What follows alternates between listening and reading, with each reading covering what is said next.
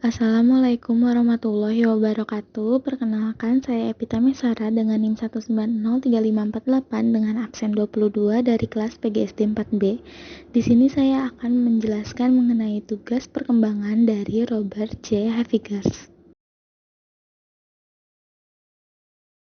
Tugas-tugas perkembangan. Tugas perkembangan adalah tugas-tugas yang harus dilakukan oleh seseorang dalam masa-masa tertentu sesuai dengan norma-norma masyarakat dan norma-norma kebudayaan.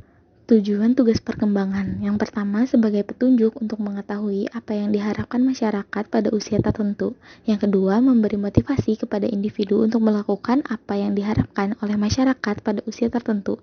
Yang ketiga, menunjukkan apa yang mereka hadapi dan tindakan apa yang diharapkan dari mereka pada perkembangan berikutnya.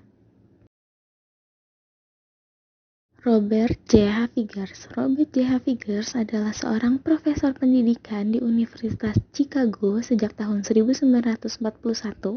Ia menerima gelar BA dari Ohio Wesleyan dan gelar PhD dari Universitas Ohio. Havigers merupakan asisten profesor ilmu kimia dan asisten ilmu fisika.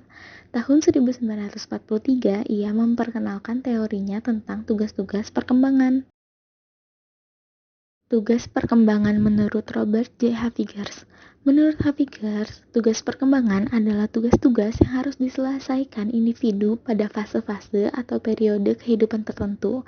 Dan apabila berhasil mencapainya, mereka akan berbahagia. Tetapi sebaliknya, apabila mereka gagal, akan kecewa dan dicela orang tua atau masyarakat, dan perkembangan selanjutnya juga akan mengalami kesulitan. Pembagian tahap perkembangan menurut Havigers. Yang pertama, masa bayi dan kanak-kanak awal umur 0-6 tahun. Di masa ini, manusia belajar untuk berjalan, merangkak, memakan makanan yang padat, berbicara, mengontrol regulasi pembuangan feses dan urin, mengenali dan membedakan ciri-ciri fisik berdasarkan gender, belajar sedikit demi sedikit untuk membaca, serta membentuk konsep dan mempelajari bahasa untuk mendeskripsikan situasi fisik dan sosial yang real.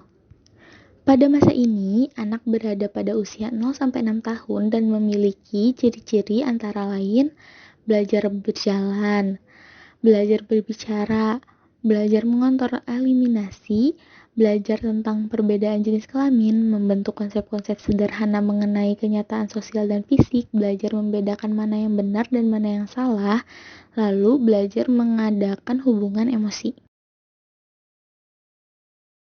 Yang kedua, masa kanak-kanak madya umur 6-13 tahun. Di masa ini, manusia belajar kemampuan fisik untuk melakukan permainan sederhana, menjalin hubungan dengan orang yang lebih tua, membangun perilaku sehat agar diterima secara sosial.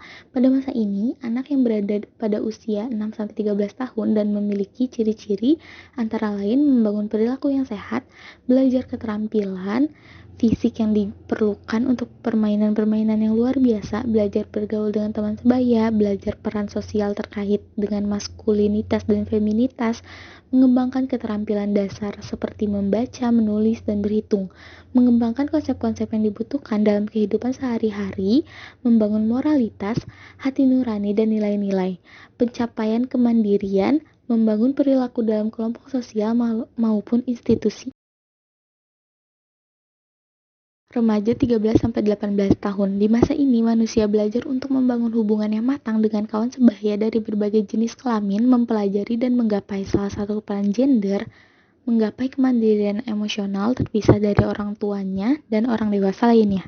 Pada masa ini, remaja yang berada pada usia 13-18 tahun memiliki ciri-ciri antara lain membina hubungan yang baru, yang lebih dewasa dengan teman sebaya, baik laki-laki maupun perempuan, pencapaian peran sosial maskulinitas atau feminitas, pencapaian kemandirian emosi dari orang tua dan orang lain, pencapaian kemandirian dalam mengatur keuangan, menerima keadaan fisiknya dan menggunakannya secara efektif, memilih dan mempersiapkan pekerjaan, mempersiapkan pernikahan dan kehidupan keluarga, membangun keterampilan dan konsep-konsep intelektual yang perlu bagi warga negara, pencapaian tanggung jawab sosial, dan memperoleh nilai-nilai dan sistem etik sebagai penuntun dalam berperilaku.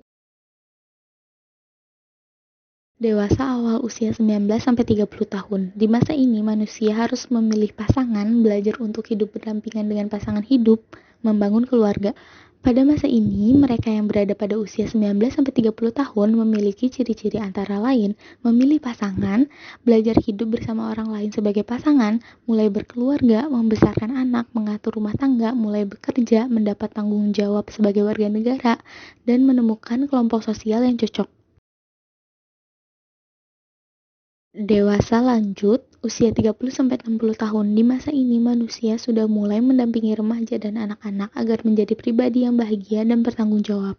Pada masa ini, seseorang yang telah dewasa lanjut pada usia 30-60 tahun memiliki ciri-ciri antara lain mendapat tanggung jawab sosial dan sebagai warga negara, membangun dan mempertahankan standar ekonomi keluarga, membimbing anak dan remaja untuk menjadi dewasa yang bertanggung jawab dan menyenangkan, mengembangkan kegiatan-kegiatan di waktu luang, membina hubungan dengan pasangannya sebagai individu, mengalami dan menyesuaikan diri dengan beberapa perubahan fisik, menyesuaikan diri dengan kehidupan sebagai orang tua yang bertambah tua.